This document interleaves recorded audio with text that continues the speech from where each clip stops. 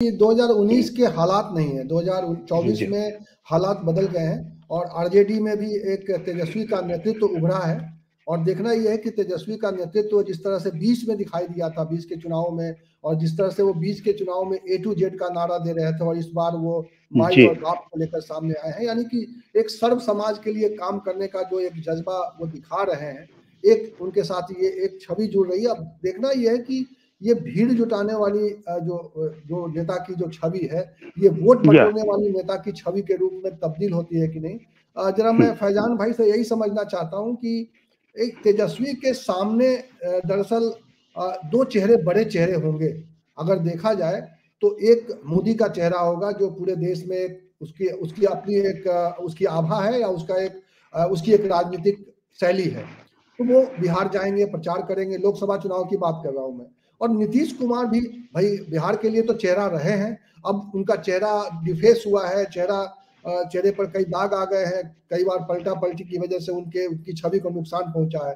तो वो सिर्फ अपना नुकसान करेंगे इस छवि के साथ, या फिर उनकी इस छवि से बीजेपी का भी नुकसान होगा। तो आप इसको कैसे देखते हैं? बीजेपी के साथ होने की वजह से मोदी को भी नुकसान उठाना पड़ेगा कि नहीं, ये छवि जो उनकी खराब हुई है एक बार फिर निखर के आएगी, क्योंकि वो एक बार बड़ी दमदारी से भ्रष्टाचार को नंगा करने की बात कर रहे हैं। आज भी विधानसभा में मैं उनका सत्र देख रहा था, बड़ी किसी बात पर नाराज हो गए, के पाठक के सवाल पर। के पाठक को लोग ट्रांसफर कराना चाहते थे, और ये क्वेश्चन आवर में मैं देख रहा था नीतीश जी को। विधानसभा की कार्रवाई भी मैं बीच बीच में समय निकाल के देखता रहता हूँ कि कहीं कुछ इंटरेस्टिंग हो। तो देखा नीतीश जी काफी गुस्से में आ गए और बोले कि जितना मुर्दाबाद का नारा लगाओगे उतना ही खत्म हो जाओगे, और जितना नारा लगाओगे तुम जीरो आने वाले हो। तो क्या आपको लग रहा है, ये क्या लग रहा है, मतलब नीतीश कुमार बनाम नीतीश कुमार, मोदी बनाम आरजेडी?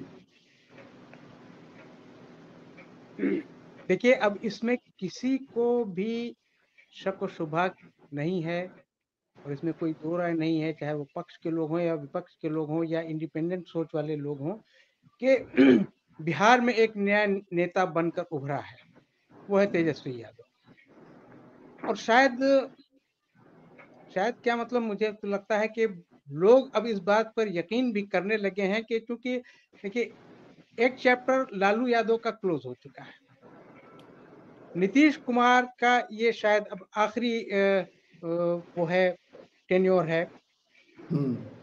अब कौन बिहार में नेता, कौन? जहां तक दूर तक देखा जाता है तो नेता तो तेजस्वी यादव ही है। भवेश जी, आपने एक दिन आपने डिबेट में ये कहा था कि समुद्र मंथन से तेजस्वी निकला है। समुद्र मंथन से तेजस्वी निकला है। ये बिल्कुल सही बात है, और इसमें पब्लिक को भी कोई दो राय नहीं है, इसमें कोई शक नहीं है कि वो यकीनन एक बड़ा नेता बनकर उभरा है, और अभी उसको बहुत आगे जाना है। ये कोई एक सत्र या एक टर्म की बात नहीं है। दूसरी बात ये कि तेजस्वी यादव ने जिस तरह से अपने आप को मैच्योर किया है, तो आप इसको कंपेयर कीजिए, जो पहली मर्तबा ये उप मुख्यमंत्री बने थे और आज की तारीख में जो आप उनको कंपेयर कीजिए तो बहुत ही बदला हुआ पाएंगे। उस समय ऐसा लग रहा था कि उनके अंदर बचपना है, वो समझ नहीं पा रहे हैं, वो अपने पार्टी के लोगों को भी कोई हैसियत नहीं दे रहे हैं, अहमियत नहीं दे रहे हैं। लेकिन अब वैसी कोई शिकायत कोई नहीं कर रहा है। उस वक्त भी शिकायत अगर हो रही थी तो शायद गलत नहीं हो रही होंगी, लेकिन अब ऐसी कोई शिकायत कहीं से भी नहीं आ रही है कि तेजस्वी यादव में कहीं कोई इस तरह की बात हो रही है कि वो अपनी पार्टी के लोगों को इग्नोर कर रहे हैं या उनको साइडलाइन कर रहे हैं। ऐसा कुछ नहीं है, वो बहुत ही समझदारी के साथ आगे बढ़ रहे हैं, और जनता का विश्वास, यकीनन विश्वास यात्रा पर निकले हैं वो, लेकिन जनता का विश्वास उनमें बढ़ा है। और मैं ये नहीं कह सकता हूँ, आज की तारीख में ये नहीं कह सकता हूँ कि तेजस्वी भी उतने ही पॉपुलर होंगे, उतने ही लोगों में उनकी साख बढ़ेगी या उनकी बात को लोग मानेंगे जितना कि लालू यादव को लोग मानते थे, या लालू यादव की जो पर्सनालिटी थी या उनकी जो अपनी पॉपुलरिटी थी, जो लीडरशिप थी। शायद अभी तेजस्वी को वहां तक जाने में भी बहुत समय लगेगा, लेकिन उस रास्ते पर वो चल निकले हैं। अगर उस रास्ते पर चल निकले हैं तो उसका सही एक आकलन भी होगा और वो सही उसका एक परिणाम भी होगा। भाई बिहार को एक अच्छा नेता मिल गया है जो आगे उनका लीडर बनेगा और आगे जो सरकार का जो सरकार को भी बनाएगा और सरकार की देखेगा। जी आपने एक बिल्कुल। सवाल पूछा है कि चुनाव में उनके सामने नरेंद्र मोदी भी होंगे, बिहार की बात करें तो नीतीश कुमार होंगे। तो देखिए चुनाव में क्या माहौल बनता है पूरे देश में, उसका भी असर बिहार में भी होगा। ऐसा नहीं है कि बिहार बिल्कुल कोई अलग रास्ते पर चला जाएगा। अगर पूरे भारत की भी बात न करें, अगर सिर्फ उत्तर भारत की ही बात करें तो जो अभी की जो सिचुएशन है उसमें बहरहाल ये तो बीजेपी का पलड़ा भारी लग रहा है, एडवांटेज भी बीजेपी को ही दिख रहा है। लेकिन इसमें सेंधमारी हो सकती है। वो सेंधमारी चाहे बिहार में हो, चाहे यूपी में हो और बंगाल में हो, ये सब उसमें सेंधमारी हो सकती है, उसका भी स्कोप है। लेकिन बहरहाल ये एक बहुत ही कठिन मुकाबला होगा। और अगर देखिए अभी तो आरजेडी की लोकसभा में प्रेजेंस ही नहीं है, कोई 0 प्रेजेंस है। तो ये ऐसा नहीं होगा। अब 2024 में ऐसा नहीं होगा। आरजेडी को भी सीटें मिलेंगी, कांग्रेस भी एक सीट पर नहीं रहेगी, कांग्रेस की भी सीट बढ़ेंगी। और जब इनकी सीट बढ़ेंगी तो घाटा किसको होगा? तो समझने वाली बात है कि अगर गठबंधन की सीटें बढ़ जाती हैं तो घाटा फिर तो बीजेपी एनडीए अलायंस को ही होगा। तो ये देखना होगा कि यहाँ जो 16 और 17 का जो मामला था वो कहाँ तक रह पाएगा। मुझे शक है कि ये रह पाएगा। ठीक है, मैं जरा सा अब फाइनल रिएक्शन मैं लेता हूं नवेंदु भाई से। नवेंदु भाई ये बताइए, ये तो शायद धीरे धीरे देखिए उत्तर प्रदेश बिहार के बाहर भी चर्चा होने लगी है कि तेजस्वी यादव एक प्रखर नेता है, उनके अंदर एक ग्रोथ दिखाई दे रहा है।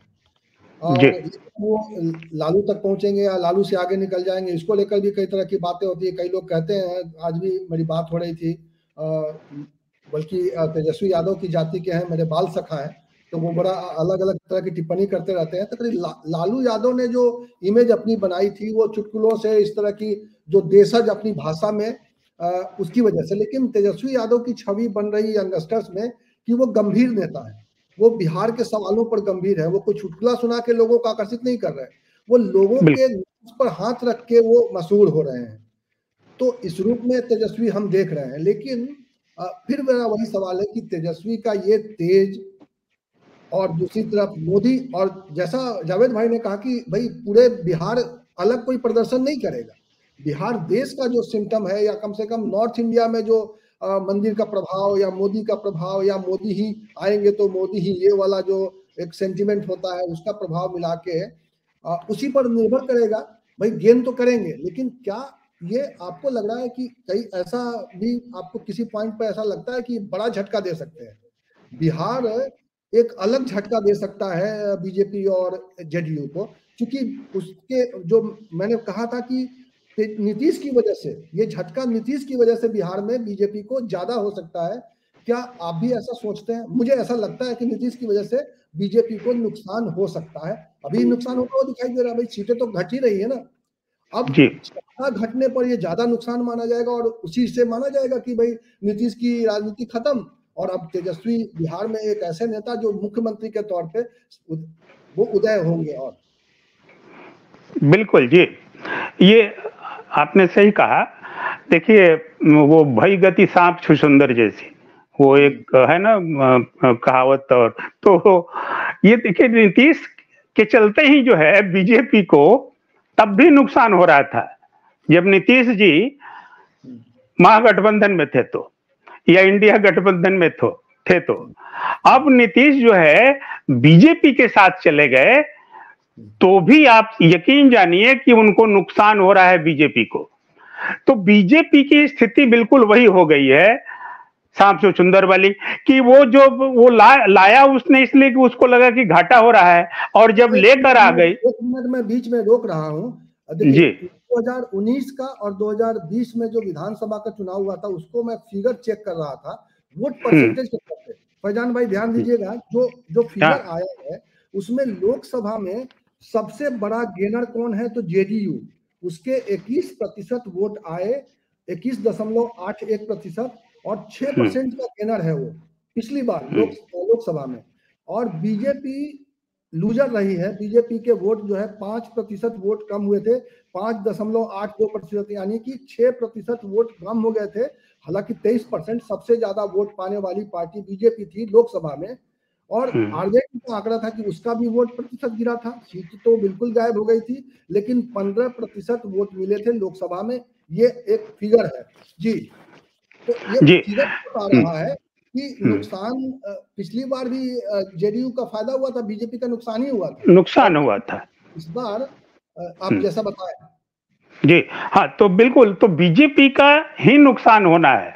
देखिए उसकी वजह क्या है, अभी एक तो ये है कि चुनाव के समय में ये बिल्कुल जो पलटी हुई है ना लोकसभा चुनाव के ठीक पहले, ये इसमें अगर साल भर का भी समय मिला होता तो शायद वो नुकसान बीजेपी को नहीं उठाना पड़ता। क्यों मैं बता रहा हूं कि देखिए एक पूरे जो वोटर्स है ना, और वोटर्स और जो पूरा सरकार से एक कनेक्टिविटी जो लोगों की होती है, चाहे विकास कार्यों का मामला हो तो, चाहे किसी तरह का इशूज इंटरेस्ट हो तो एक सेट माहौल चल रहा था या चलता रहता है, उसको अचानक आप मौके पर तोड़ देते हैं। तो जैसे देखिए नीतीश की राजनीति का भी फंडा क्या था, बीजेपी के होते हुए भी वो बीजेपी के साथ उनकी पटरी या उनका वोट कंसोलिडेटेड होकर के एनडीए क्यों जीत जाता है, इसलिए कि नीतीश का भी वही फार्मूला है कि बैकवर्ड के साथ साथ फॉरवर्ड कॉम्बिनेशन, और फॉरवर्ड कॉम्बिनेशन को साथ लेकर के उन्होंने जो है एक कहिए कि एक समेकित विकास जैसा एक शब्द भी उन्होंने गढ़ा, और सबका भला ये बार बार वो बोलते रहते हैं। तो जो वो वर्ग है जो कि वो लाभ ले भी रहा था, वो भी अब इनके बार बार पलटी खाने से, जिसमें बीजेपी के भी वोटर हैं, क्योंकि बीजेपी के साथ लंबा समय गुजारा है नीतीश ने, और बीजेपी पर भी गुस्सा है वैसे वोटरों का कि जो इन दोनों से जुड़े हुए थे, लेकिन एन मौके पर ही आकर के अब ये 3-4 महीना इन्होंने डिस्टर्ब कर दिया। वो सारे मंत्री बदल जाते हैं, वो सारे विभाग बदल जाते हैं। तो ये जो स्थिति होती है, ये जो मैं एक बार और बोला था कि विकास कार्य और सारे जो रिसोर्सेज ऑफ जो है कहिए कि फिनांस या मनी या जो डेवलपमेंट की जो बातें होती है वो सब प्रभावित होती है। तो अभी जैसे देखिए कि उसका नुकसान इसलिए भी उठाना पड़ रहा है। दूसरा क्या है कि नीतीश की, एक मैं बार बार बोल रहा हूं कि नीतीश की छवि ही खत्म हो गई। ये इसको मुहर शायद इस बार लगा देगा, हम लोग तो भविष्यवक्ता नहीं है, लेकिन ये जो पब्लिक में देखने में आ रहा है कि एक क्रेडिबिलिटी जो एक नेता की होती है, नेता की लोग बात मानते हैं, नेता कैसा हो तो फला जैसा हो। आप देखिए ये नारा नहीं लग रहा है कि हमारा नेता कैसा हो नीतीश कुमार जैसा हो, नारा ये लग रहा है कि हमारा नेता कैसा हो तेजस्वी यादव जैसा हो। एक दूसरी बात मैं बताना चाह रहा हूं कि अगर फैक्ट्स फाइंडिंग करें अगर हम लोग, तो फैक्ट्स फाइंडिंग में देखिए ये इन सभाओं की ही बात करें, जो तेजस्वी यादव की सभा हो रही है तो भाषण क्या दे रहे हैं ये तो एक अलग पहलू है, उस पर हम लोग बात कर लिए। वहां पब्लिक जो जुट रही है, उस पब्लिक के जो ओपिनियंस आ रहे हैं वो बड़े ही मार्केबल हैं, उस पर गौर करने की बात है। वो ओपिनियन ये आ रहा है, एक तो ये है कि उस पब्लिक में, और वो पब्लिक तरह तरह की है, जैसे वो नहीं है कि सिर्फ, मुझे नहीं लग रहा है जो नरेंद्र मोदी साहब बोलते हैं कि वो वेशभूषा से पहचान में आ जाता है कि कौन किस धर्म जाति का है, तो उस वेशभूषा से भी नहीं लगता है कि सिर्फ मुस्लिम और यादव ही हैं उस अपने ओपिनियन व्यक्त करने वालों में। तो वो जो भीड़ है ना, और उस भीड़ में नौजवानों की बड़ी तादाद है, और एक तरह से कहिए कि जो गांव देहात के जो वो बीच वाली उम्र के वो लोग होते हैं, यानी कि 30 से 35 साल वाले, वो जो है उस उम्र के लोग भी बहुत ज्यादा हैं, और बड़े बुजुर्ग जिनको जो जुड़े रहे, मान लीजिए कि उन्होंने देखा कि एक लड़का को किस तरीके से तंग किया जा रहा है, एक मैसेज और पहुंचा है लोगों तक, वो ये है कि जो नीतीश कुमार ने ये जो कहा है कि जांच कराई जाएगी, विभागीय समीक्षा कराई जाएगी, ये एक मसला भी लोगों तक पहुंच गया है। और किसकी जांच कराई जाएगी? तेजस्वी समेत आरजेडी के मंत्रियों की, और उस 22 अगस्त से बाद का जो है अब तक का, जब तक ये सरकार महागठबंधन की रही, तो उनकी जांच कराई जाएगी। और बड़े ही उन्होंने क्रूर होकर के, रौद्र होके, और बड़े उस शासक वाले, गुस्से में ज्यादा नजर आ रहा है। तो उन्होंने ये जो कहा है, इसका भी बहुत उल्टा रिएक्शन हुआ है पब्लिक में। और देखिए एक और उल्टा रिएक्शन क्या चल रहा है, आप देखेंगे कि नीतीश जैसे पहले एक जेंटिलमैन पॉलिटिशियन थे, वो धीरे धीरे पिछले 2 सालों से उनमें एक गिरावट आती गई, उनके आचार व्यवहार को लेकर के, उनके स्वभाव को लेकर के, सदन से लेकर सड़क तक जो है वो रौद्र रूप में आने लगे धीरे धीरे। और ये आते आते वो उन्होंने, उनके सारे एपिसोड्स हैं, चाहे वो विजय कुमार सिन्हा के एपिसोड हो, तेजस्वी यादव पर जब सदन में भड़के, जब जीतन राम मांझी पर सदन में भड़के, जब अभी जो है विश्वास मत के दिन जब वो भड़के, और फिर आज जिस तरीके से भड़के, तो इनकी खींच जो है, तो नीतीश के व्यक्तित्व में एक लीडर जो है, जैसे हम लोग चर्चा कर रहे थे ना कि अग्रेशन नहीं पसंद करता है बिहार का वोटर। बिहार का वोटर जो है प्रेम और सौवर्णस, एक सौम्यता, वो पसंद करता है। तो नीतीश जैसे, नीतीश की छवि ही यही थी कि एक सोवर नेता है, सुशासन बाबू है, बिल्कुल। तो बिहार में और बिहार से बाहर भी यही छवि, बाहर भी। हाँ, आपने एक बहुत अच्छी बात कही, आपने एक बहुत अच्छी बात कही कि नीतीश का जो इमेज लॉस हुआ है, फेस लॉस हुआ है, उसको रिकवर करने का समय नहीं मिल रहा है, क्योंकि चुनाव नजदीक आ गए हैं। और हो सकता था कि अगर समय मिलता तो नीतीश कुमार कोई ऐसा काम करके दिखा सकते थे। मैं इस पर एक छोटी सी प्रतिक्रिया लेके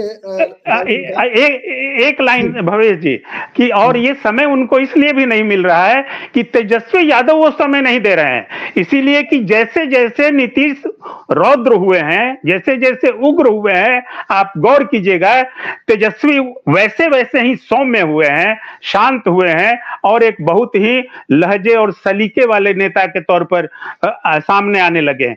तो एक अभी तुरंत के लिहाज से नीतीश को सुधरने का समय भी नहीं दे पाएंगे, मुझे लग रहा है कि तेजस्वी, और इसलिए भी तेजस्वी एक चुनौती बन गए हैं नीतीश के लिए। और पब्लिक में ये छवि भी जा रही है दोनों नेताओं की, और शायद ये दोनों छवि भी जो है वो कहीं ना कहीं बहुत बड़ा असर दिखाएगी। जी बिल्कुल बिल्कुल। और इसीलिए जैसा मैं जावेद भाई, मैं फैजान भाई आपसे वो रिएक्शन लेना चाहूँ फैजान भाई, कि जो कहा इन्होंने, नवेंदु भाई ने बड़ी मार्के की बात कही कि उनको समय नहीं है। शायद समय मिलने से, शासन प्रशासन का समय मिलने से, कई बार होता है कि आप 2 चीजें होती है। देखिए, या तो आपके विरोध में जो लोग हैं वो ऐसा काम कर दे जिसकी वजह से अल्टीमेटली जनता पर आपका भरोसा ही आके टिक जाता है। देखिए, कांग्रेस के साथ यही हुआ था। इमरजेंसी के समय क्या हुआ? इमरजेंसी के समय बहुत बड़ा लॉस हुआ कांग्रेस का, जनता पार्टी की सत्ता बनी, लेकिन जनता पार्टी में आपसी जो मारकाट शुरू हुई, इसके बाद कांग्रेस ही आई। तो वो कांग्रेस जो बाद में जो कांग्रेस आई, वो इसलिए आई कि उनके सामने जो लोग खड़े थे वो बदनाम हो गए। तो राजनीति में कई बार ऐसा भी होता है। और ये सही पॉइंट जो उन्होंने उठाया है कि नीतीश कुमार के पास समय नहीं है अपनी गलतियों को सुधारने का। कोई ऐसा कार्यक्रम लेके आते, कुछ ऐसा बयान लेके आते, लेकिन वो लगातार वो फेस लॉस उनका आगे दिखता है। जिस तरह से गुस्से में है, जिस तरह की बातें वो कह रहे हैं, आपको भी लग रहा है कि ये उनको टाइम नहीं मिल रहा है, और ये नीतीश कुमार सचमुच गलती पर गलती करते जा रहे हैं। बिल्कुल सही बात है कि देखिए, इमेज का लॉस हो या क्रेडिबिलिटी का लॉस हो, वो लॉस अगर हो जाए तो गेन करना बहुत मुश्किल है, चाहे वो कितना बड़ा ही लीडर क्यों ना हो। एक बार तो आपकी इमेज पब्लिक की नजर में अगर वो गिर गई, आपकी क्रेडिबिलिटी कम हो गई, लोगों का ट्रस्ट आपसे अगर उठना शुरू हो गया, तो फिर कोई भी एक करिश्मा, कोई भी ताकत उसको फिर से लौटा नहीं सकती, टाइम जितना भी लगे। इसमें ऐसा नहीं है कि अचानक वो, अगर उनको टाइम मिले तो वो कर लेंगे, नहीं। इसमें टाइम नहीं मिलता है। देखिए नीतीश कुमार की जो इमेज यहाँ बनी वो कोई एक दिन में नहीं बनी। आप 2005 से लेकर के 2010 तक का उनका शासन देखिए, वो पूरा इमेज मेकिंग का पूरा 5 साल था और काम भी अधिकतर उसी पीरियड में हुआ। 10 से 15 में बीच में गड़बड़ होता गया, जिसकी वजह से उनका थोड़ा सा फेस लॉस हुआ है। उसी में फिर वो अलायंस बदलने का भी वही पीरियड रहा है, वही टाइम रहा है। इसलिए अब ये कहना कि अगर उनको टाइम नहीं है तो मैं नहीं मानता। मैं टाइम हो या ना हो, जो इमेज एक मरतबा टेंटेड हो जाता है तो फिर पब्लिक की नजर में वो फिर जल्दी वो उसका वो मतलब रिवाइवल नहीं हो पाता है। और ऐसी कोई मिसाल भी नहीं है, मुझे नहीं लगता कि ऐसी कोई मिसाल हो। देखिए अब जैसे आपने वो इमरजेंसी के पीरियड का जिक्र किया, ठीक है, इंदिरा गांधी का वो इमेज वो नहीं रह गया, उनकी पॉपुलैरिटी भी उतनी नहीं रह गई, इलेक्शन हार गई, फिर इलेक्शन जीती, लेकिन वो कॉन्फिडेंस शायद उनके अंदर वो नहीं रह गया जो इमरजेंसी से पहले तक था। और वो इमेज और पब्लिसिटी मतलब एक्सेप्टेबिलिटी पब्लिक में, वो एक्सेप्टेबिलिटी भी नहीं रह गई। इलेक्शन जीत गई थी वो सही है, लेकिन एक्सेप्टेबिलिटी नहीं रह गई थी। इसलिए ये कहना, अच्छा ये सिर्फ इंडिया का ही मामला नहीं है रमेश जी, ये सिर्फ बिहार का या इंडिया का ही मामला नहीं, वर्ल्ड में हर जगह इसी तरह से हो रहा है। आप देखिए पहला टेन्योर इनका अमेरिका में, अच्छा खैर मैं उसकी मिसाल अमेरिकन प्रेसिडेंट की बात कर रहे नहीं हैं, है, लेकिन मैं अमेरिकन ये कह रहा प्रेसिडेंट की हूँ बात कि कर रहे इमेज हैं, बहरहाल ओबामा। जैसे अब देखिए ये भी एक बात है कि जैसे जैसे इमेज नीतीश जी का थोड़ा डाउन होता गया, वैसे वैसे इमेज तेजस्वी का ऊपर होता गया, बढ़ता गया है। सही कह रहे थे कि भाई जितना वो अभी सिविलाइज्ड मैनर में और बहुत ही ह्यूमैनिटी के साथ, ह्यूमिलिटी के साथ बात करते हैं या भाषण देते हैं या पब्लिक से इंटरेक्ट होते हैं, अब नीतीश जी का बिल्कुल बदल गया है। और वो एक जो आप लोग कह रहे थे कि बहुत ही एग्रेसिव अब उनका हो गया है, हर बात में उस तरह करना, सही बात है। पब्लिक एग्रेसिव लीडर को पसंद नहीं करती है, चाहे जो भी रहा हो। देखिए लालू जी अपने पर्सनल लाइफ में एग्रेसिव हो सकते हैं, लेकिन अपनी पब्लिक लाइफ पे वो कभी एग्रेसिव नहीं रहे। लोगों ने उनका देखा, पब्लिक लाइफ भी देखा, पर्सनल भी देखा, किस तरह से वो लोगों को ट्रीट करते थे या अपने ही पार्टी के लोगों को किस तरह से वो जलील करते थे, नॉट पब्लिकली, प्राइवेटली। लेकिन पब्लिक में उनका इमेज सबको बहुत ही अच्छा इमेज उनका रहता था और सब रहते। इसलिए पब्लिक भी एग्रेसिव लीडर को पसंद नहीं करती है, और एग्रेसिव लीडर कभी पब्लिक लीडर हो भी नहीं सकता। जी बिल्कुल, बिल्कुल। बिहार में अभी ऐसे क्रॉस रोड पे है, जैसा मैं मानता हूं कि जहां पे बहुत सारी चीजें बदलती हुई दिखाई दे रही हैं, और आप लोग ऐसी चर्चा इसलिए कर पाते हैं, ऐसी बात इसलिए बता पाते हैं क्योंकि 4 दशकों में आपने न सिर्फ वहां की राजनीति को देखा है, वहां के राजनेताओं को बड़े करीब से वॉच किया है, और आप लोग तो वहां की जनता का मन भी टटोलते रहते हैं। नवेंद्र जी ने जिस तरह से बताया कि पब्लिक रिएक्शंस क्या आ रहे हैं, तो एक मुकम्मल इस तरह की चर्चा हम लोग कर पाते हैं और समझ पाते हैं जमीन पर, धरातल पर किस तरह से राजनीति बदलती हुई दिखाई दे रही है, किस तरह से राजनेताओं का भविष्य बदलता हुआ दिखाई दे रहा है। आप लोगों ने इस चर्चा को बड़ा समृद्ध बनाया है, इसके लिए बहुत बहुत शुक्रिया। लेकिन फैजान भाई का नेटवर्क कई बार उनका स्टेबिलिटी नहीं आ पाती है, लेकिन बहुत ही स्टेबल बात करते हैं, और उनका एक राजनीतिक पत्रकारिता को लेकर उनका एक लंबा अनुभव है। नवेंदु भाई भी जमीन की जानकारी रखते हैं। आप लोगों का बहुत बहुत शुक्रिया। दर्शक हमारे साथ काफी संख्या में जुड़े हुए हैं, लेकिन मैं चाहूंगा कि आप लोग इस चर्चा को आगे बढ़ाएं और अधिक से अधिक लोगों तक पहुंचाएं, ताकि लोगों को समझ में आए कि राजनीति किस तरह से जमीन पर काम करती है, कितने फैक्टर्स होते हैं इसके। और हम लोग ऐसी ही चर्चा, ऐसे ही विमर्श और ऐसे ही सवाल के साथ आपको फिर मिलेंगे। बहुत बहुत शुक्रिया सभी का, आप लोगों का भी, दर्शकों का भी। नमस्कार, फिर मिलते हैं इसी तरह की चर्चा। जी।